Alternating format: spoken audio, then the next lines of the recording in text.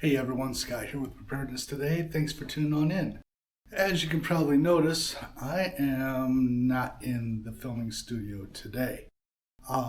So taking some classes, upping my brain game a little bit, but wanted to go over hotels and hotel security.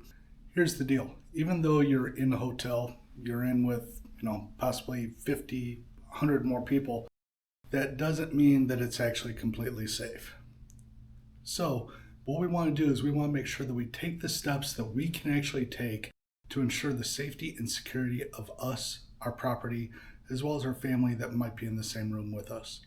All right, so let's go ahead and piece out a couple of the things that you might want to do to add just a little bit more of a layer of security to your hotel room stay.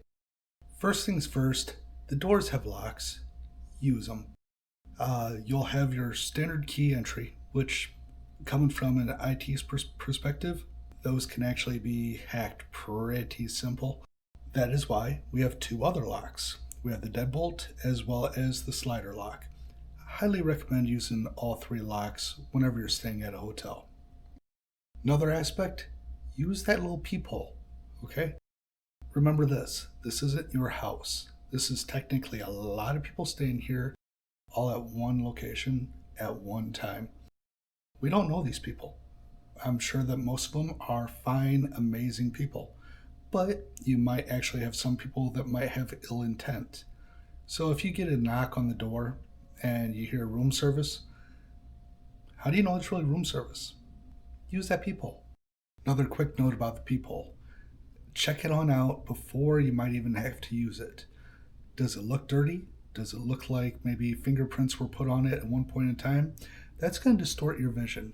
So grab a piece of toilet paper, wet it, clean that on up, so that way you can make sure that you can actually see what you might need to see what's on the other side of the door.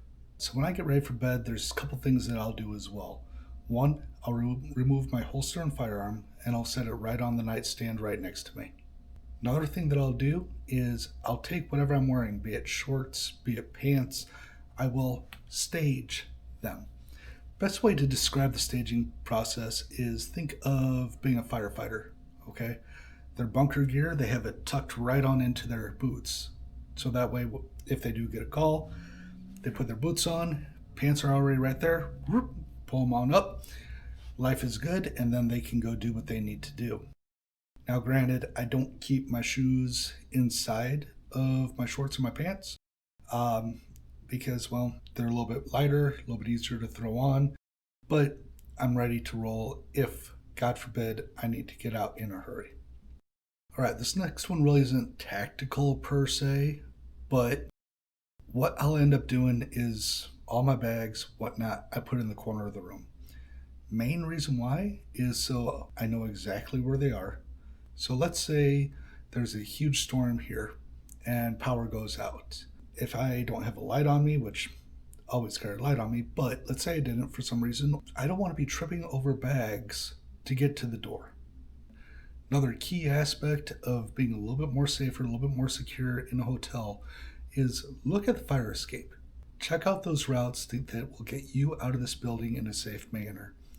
But even though you might know them and see them, practice them. Take 5 minutes, take a quick walk around the building. Learn where the fire escapes are. Learn where, if I go out this door, how will this get me back to the front of the building? Where is my car? Okay, I know that if I go out this door, I need to go this way to make sure that I can get my family to safety.